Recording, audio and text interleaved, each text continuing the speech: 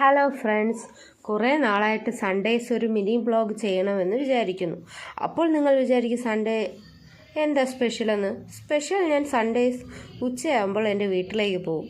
പിന്നെ ഞാനും പിള്ളേരും അപ്പനോടൊപ്പം ജംഗ്ഷൻ വരെ പോയി ചായയൊക്കെ കുടിച്ച് അങ്ങനെ സംതിങ് സ്പെഷ്യൽ. അപ്പോൾ അതിനു വേണ്ടി ഇറങ്ങുകയാണ് കേട്ടോ. ഇറങ്ങുമ്പോൾ എൻ്റെ ഇളയ കുട്ടിയില്ലേ, അയാൾക്ക് സ്വന്തമായിട്ട് തന്നെ സ്കൂട്ടിയിൽ കയറണമെന്നാണ് വാശി.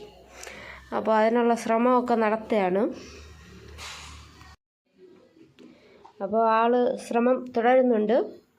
ഇന്നെന്തോ കയറാൻ പറ്റുന്നില്ല. അപ്പോൾ ഞാൻ ഒരു താങ്ങൊക്കെ കൊടുത്തു, എന്നിട്ട് നടക്കുന്നില്ല. ഞാൻ എടുത്ത് തന്നെ ബാക്കിൽ കയറ്റിയിരുത്തുകയാണ് കേട്ടോ. അപ്പോൾ അതാൾ അങ്ങനെ ഇരുമ്പ് പിടിച്ച സീറ്റിൽ.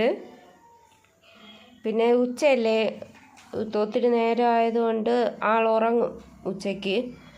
അപ്പോൾ അതുകൊണ്ടാണ് ബെൽറ്റിട്ട് കെട്ടുന്നത്.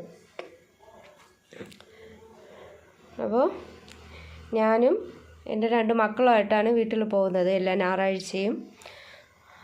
അപ്പോൾ അങ്ങനെ വീട്ടിലേക്ക് പോവുകയാണ്. അതിൻ്റെ സന്തോഷമാണ് പിള്ളേർക്ക്.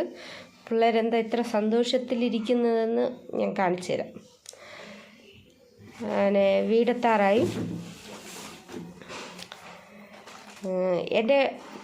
എന്നെ അയച്ചെടുത്തുനിന്ന് ഒരു 15 മിനിറ്റ് സ്കൂട്ടിയിൽ ട്രാവലുണ്ട്. അപ്പോൾ അങ്ങനെ ഇതാ വീടെത്തി. ഇപ്പോൾ വീട് പണി നടക്കുകയാണ് കേട്ടോ. അപ്പോൾ അതാണ് ഇങ്ങനെ വലയൊക്കെ കെട്ടി മറച്ചിരിക്കുന്നത്. അങ്ങനെ എത്തി. ഞാൻ പറഞ്ഞില്ലേ ഉച്ച സമയമായിട്ട് മോൾ ഉറങ്ങുമെന്ന്. അതുപോലെ ആൾ ഉറങ്ങി സെറ്റായിരിക്കുകയാണ്. അപ്പോൾ എടുത്തോട്ടാണ് അകത്തേക്ക് പോയത്. അങ്ങനെ ഞാൻ ആ വല പൊളിച്ചാണ് അകത്ത് കിടക്കുന്നത്. പപ്പ വലയിട്ടൊക്കെ മറച്ചൊക്കെ വെച്ചിട്ടുണ്ട്. ഞാൻ വലയെ പൊളിച്ചകത്ത് കയറി. ഇതാളുറക്കം തന്നെ. ഞാൻ അമ്മ ഒന്ന് നീട്ടി വിളിക്കുന്നുണ്ട്, അതിൽ കേൾക്കില്ല. പിന്നെ വീട് ഏകദേശം പണി പൂർത്തിയാകാറായി. നേരത്തെ അത് അമ്മ വന്നു. അമ്മ കഴിച്ചുകൊണ്ടിരിക്കുകയായിരുന്നു കേട്ടോ. അപ്പോൾ വന്നു. പിന്നെ ഇതിനിടയ്ക്ക് ഞാൻ കഴിക്കുകയൊക്കെ ചെയ്തു കേട്ടോ. എനിക്ക് വേണ്ടി മരിച്ചിനിയും ഇറച്ചിയൊക്കെ വെച്ചിരുന്നു. ഞാൻ അതൊക്കെ കഴിച്ചു. എന്താ കുട്ടികൾ ഇത്ര സന്തോഷം എന്ന് ഞാൻ പറഞ്ഞില്ലേ. എൻ്റെ ആ ഇളയ കുട്ടി ഉറക്കം എണീറ്റ് നേരെ ആ മണലിലേക്കാണ് പോയത്.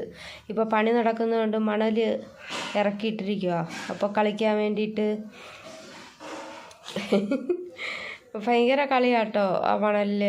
അവൾ മാത്രമല്ല, മൂത്ത ആളും ഉണ്ട്. പിന്നെ അവർക്ക് മെയിനായിട്ടുള്ള സന്തോഷം ഇതാണ്, ഫ്രീ ആയിട്ടങ്ങ് കളിക്കുകയാണ്.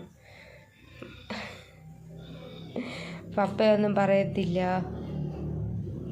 അവനിത് അണ്ണൻ്റെ മോനാണ്.